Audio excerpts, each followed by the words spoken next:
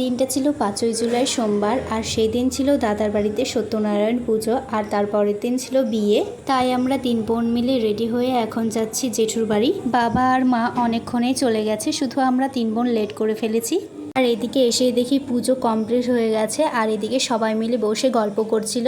বিয়ে বাড়ি মানে একটা আলাদাই মজা, তাই না? সবাই মিলে এক জায়গায় থাকলে বেশ ভালোই লাগে। আর এটা হচ্ছে আমার ছোট জাইবু, আর জাইবু এদিকে কাজ করতে করতে একটু ডান্স করে নিচ্ছিল। আর এদিকে আমার দিদি এখন সবাইকে মেহেন্দি পরাচ্ছে, আর আমার দিদি মেহেন্দি পরাতে বেশ ভালোই পারে। আর আমি তো আমার দিদি ছাড়া কারো কাছে মেহেন্দি পরি না। আমি তো খালি ভাবি আমার দিদির বিয়ে লাগলে আমাকে কে মেহেন্দি পরাবে।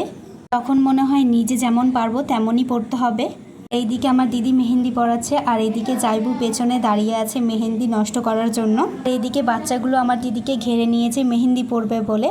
নাকি জেদ করে বসে আছে আমার দিদির কাছেই মেহেন্দি পরবে। মেহেন্দি যতক্ষণ না পরবে ততক্ষণ এখান থেকে উঠবে না। সবার খাওয়া প্রায় হয়ে গেছে, শুধু আমরাই বাকি ছিলাম, তাই ওপরে এসে ভাতটা খেয়ে নিলাম। ভাত খাওয়া দাওয়া করে আমি এখন বসেছি মেহেন্দি পরাতে।